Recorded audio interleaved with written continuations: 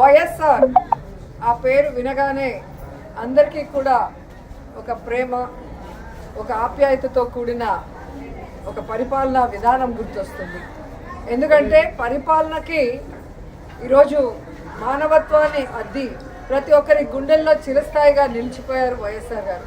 అందుకే ఈరోజు ఆయన చనిపోయి 14 సంవత్సరాలు పూర్తవుతున్నా ఇంకా కూడా ఎవరు ఆయన్ని మర్చిపోలేరు, భవిష్యత్తులో కూడా మర్చిపోరు అని గర్వంగా చెప్పగలను. ఎందుకంటే ఈ రాష్ట్ర రాజకీయాల్లో పెను మార్పును తీసుకొచ్చి పేదవాడికి నేనున్నాను అంటూ ఆయన ఇంటి వద్దకే అన్నీ కూడా తీసుకొచ్చి అందించిన ఘనత వైఎస్ఆర్ కుటుంబానికే దక్కింది. రోజా గారు 3,000 కోట్ల రూపాయలు సంపాదించుకొని చెన్నైలో ఒక మంచి ఇల్లు కట్టుకుంది. బీచ్లో అలలు వచ్చి కాళ్ళకు తగులుతుంటాయంట. బాగా ఇంత తాగి ఇంత ఊదుమొహం వేసుకొని సంపాదించిన డబ్బుల్ని వెనకబెట్టుకొని బతుకుతూ ఉండాలి. ఖచ్చితంగా ఒకటైతే వాస్తవంగా చెప్తా ఉండా, వాళ్ళు రానున్న 5 సంవత్సరాల్లో కూడా మన ప్రభుత్వం అని చెప్పేసి అరాచకాల్ని కప్పెట్టుకోవాలి, దౌర్జాల్ని కప్పెట్టుకోవాలి. అలానే వదిలేసినారు వాళ్ళు. వచ్చేది మనమే 151 పోతే ఒక 20 పోతాయి, లేకపోతే ఒక 30 పోతాయి, లేకపోతే ఒక 50 పోతాయి. 100 వస్తే చాలు, రాగానే దౌర్జన్యం చేసి ఆ 75 కూడా లాగేసుకొని 170 చేసేద్దాం అనుకున్నారు. కానీ వాళ్ళు ఊహించాలి వెంకటేశ్వర స్వామి ఇస్తాంతాడని. వెంకటేశ్వర స్వామి కూడా పొత్తు పెట్టుకున్నాడు, ఎవరికి తెలియదు. కాబట్టి ఈరోజు ప్రతి ఒక్క ఎమ్మెల్యే, ప్రతి ఒక్క మినిస్టరు అందరూ 1,000 కోట్లు లాగేశారు.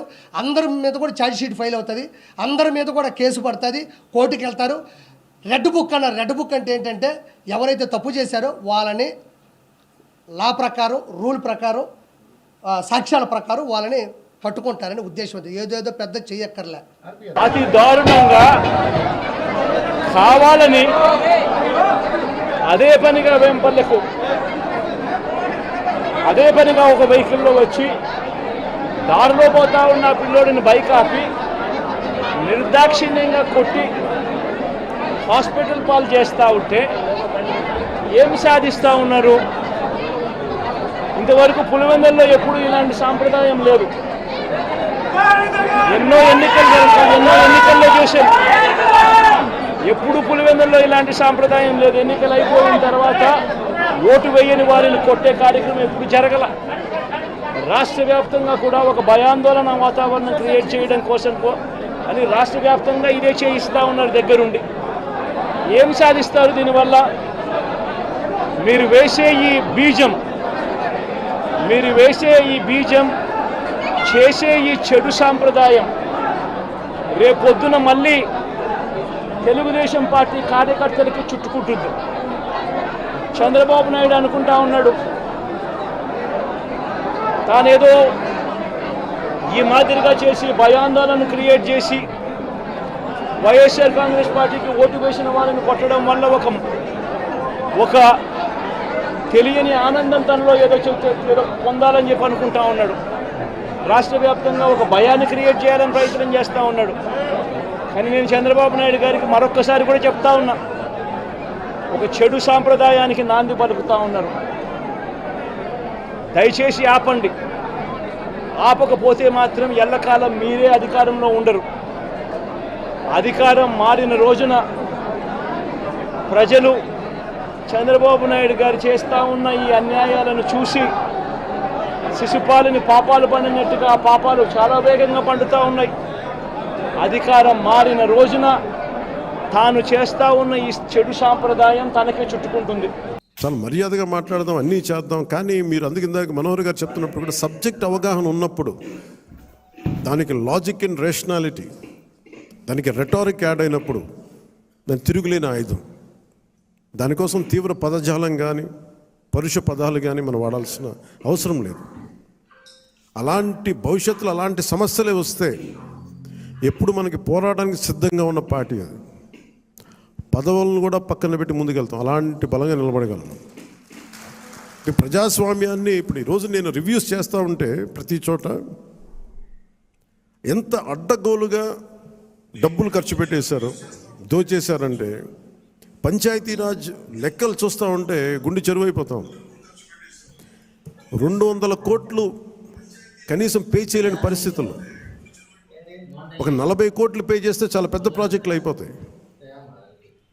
ఒకవైపు ఏమో ఋషికొండ లాంటి ప్యాలెస్కి ఏమో 600 కోట్లు ఖర్చు పెడతారు. అది వాళ్ళ కోసం కట్టుకున్నారా గెస్ట్ హౌస్కి, అది వాళ్ళ కథ అది.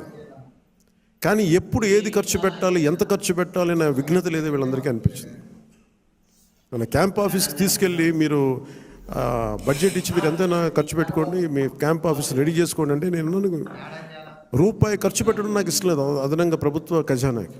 అది ప్రజల సొమ్ముని మనకి అకారణంగా దాన్ని ఖర్చు పెట్టేయడం కానీ దాన్ని దుర్వినియోగం చేయడం నాకు నచ్చక అసలు ఏం వద్దు, ఉన్న ఫర్నిచర్ అలాగే ఉంచి నేను చేయొద్దు. దాన్ని అవసరమైతే నేను చెప్తాను.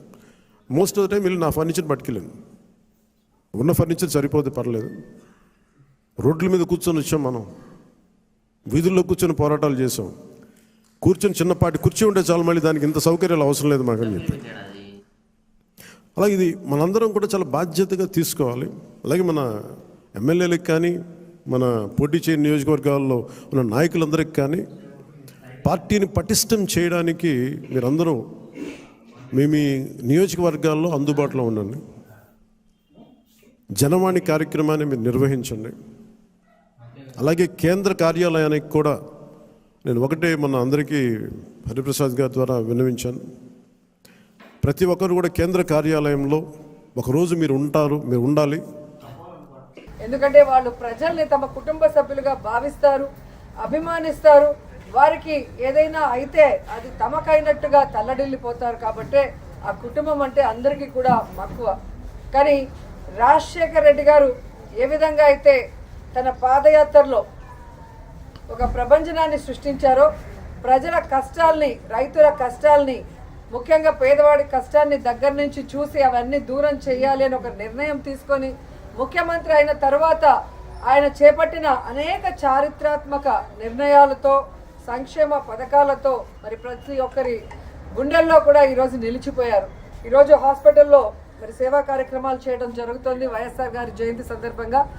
సో 108 ఎంతో మందికి ప్రాణదానం చేశారు. అలాగే ఆరోగ్యశ్రీ ఎంతో మంది కుటుంబాల్ని ఈరోజు నిలబెట్టిన ఘనత వైఎస్ఆర్ గారికే దక్కింది. అలాగే రైతన్న వాడు బాగుంటే రాష్ట్రం బాగుంటుంది, దేశం బాగుంటుందని నమ్మారు. కాబట్టే రైతులకి అడిగింది కూడా చేయటం మనం అందరం కూడా గుర్తుపెట్టుకోవాల్సిన విషయం. ఇలా చెప్పుకుంటూ పోతే ఎన్నో. అందుకే వైఎస్ఆర్ అంటే ఒక బ్రాండ్, ఆయన ఒక లెజెండ్. సో రాజశేఖర్ రెడ్డి గారు మనకి కనిపించకుండా పోయిన తర్వాత అందరూ కూడా తల్లడిల్లిపోయాం. రాజన్న రాజ్యం లేకుండా ఎలా బ్రతకాలి, రాజన్న లేకుండా మనం ఎలా ముందుకు సాగాలి అని ఎంతోమంది భయభ్రాంతులకి, అలాగే బాధ తప్త హృదయంతో చాలామంది ప్రాణాలు కూడా విడవటం మనం అందరం కూడా చూసాం. యాడి నుంచి ఆడిపోతాడు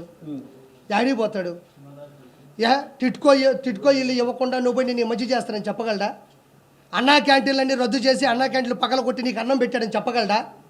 రోడ్లు సరిగ్గా ఇవ్వకుండా నీకు నేను ఆటోలు ఇచ్చాను, 10,000 రూపాయలు డబ్బులు ఇచ్చాను చెప్పగలడా? ఏ పక్క నుంచి నీకు నేను మంచి చేశానని చెప్పగలడు? ఒక మాట, చిన్న మాట ఇది. ప్రతిసారి జగన్మోహన్ రెడ్డి నేను మీకు మంచి చేస్తుంటే ఓటేయండి అన్నాడు. మంచి చేయలేదు కాబట్టి ఓటేయలే, ఓడిపోయాడు. ఇంకా దానికి no more questions, no more answers.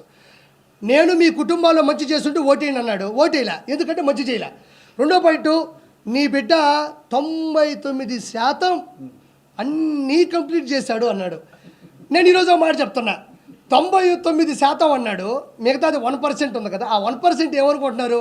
ఏమన్నా సంపూర్ణ మద్యపాన నిషేధం అన్నావు, మరి చేయలేదంటే అదే 1% అంటాడు, అదే 1% అంటాడు. టిట్కో ఇల్లు ఇస్తా అన్నావు అంటే అదే 1% అంటాడు. తర్వాత వచ్చేసి పోలవరం ప్రాజెక్టు ఫ్రీజ్ చేస్తా అన్నావు కదా, అదేదన్నట్టే నేను చెప్పాను కదా 1% చేయలేదని, అదే 1% అంటాడు. ఏదైతే మేనిఫెస్టో పెట్టి ఏదైతే మెయిన్గా చేయలేదో అవన్నీ ఆ 1% వదిలేడు చూసారా, ఆ 1%లో దోసేస్తాడు. అంటే ఒరిజినల్ చెప్పాల్సింది ఏంటంటే చేసింది 1%, చెయ్యనివి 99%. ఈరోజు దెబ్బలు తగిలినా, దెబ్బలు తిన్నా ప్రతి ఒక్కరూ కూడా రేపొద్దున ఇదే మళ్ళీ అటువైపున చేసేదానికి మీరంతటి మీరే బీజం వేస్తూ ఉన్నారు. ఇది సరైన పద్ధతి కాదు. నాయకులుగా ఉన్న మనలాంటి వాళ్ళం ఇలాంటివి ప్రోత్సహించాల్సిన పని ఎప్పుడు రాకూడదు, జరగకూడదు. దయచేసి చంద్రబాబు నాయుడు గారికి ఇప్పటికైనా చెప్తా ఉన్నా, చంద్రబాబు నాయుడు గారిని హెచ్చరిస్తూ ఉన్నాను, మరొక్కసారి మళ్ళీ హెచ్చరిస్తూ ఉన్నాను, ఇది కరెక్ట్ సాంప్రదాయం కాదు, దయచేసి దీన్ని ఆపమని చెప్పి. నిజంగానే ఒకసారి మీరు కూడా వెళ్ళి ఒకసారి చూడండి, ఒకసారి ఏం పాపం చేశాడు నా పిల్లోని. అది మీకు తెలియజేస్తా ఉంటే ఏమవుతుందని మీరు వచ్చి ఒకళ్ళు ఉన్నప్పుడు ప్రజలకి మనం మరింత చేరువవుతాం, వాళ్ళ కష్ట నష్టాలు తెలుసుకుంటాం. ప్రతి నాయకులకి చంద్రబాబు గారు కానీ మేము కానీ అనుకుంది, ఆయనగా మేము అనుకుంది ఏంటంటే ఎక్కడా కూడా అధికారాన్ని దుర్వినియోగం చేయకండి. మనం గెలిచాం కదా అని చెప్పేసి అధికారుల్ని ఇబ్బంది పెట్టే పదజాలంగానే అన్నీ వాడకండి. కరెక్షన్ చేయాలంటే ఈ పదాలు వాడకుండా కూడా కరెక్ట్ చేయొచ్చు. అలాగే ఇంకొకటి కీలకమైంది ఏంటంటే మన ఇంట్లో కుటుంబ సభ్యుల్ని దయచేసి ఇలాంటి కార్యక్రమాల్లో దయచేసి మీరు ముఖ్యంగా ప్రభుత్వానికి సంబంధించిన కార్యకలాపాలు దయచేసి మీ రివ్యూ మీటింగ్స్లో వాళ్ళని ముందుకు తీసుకెళ్ళకండి.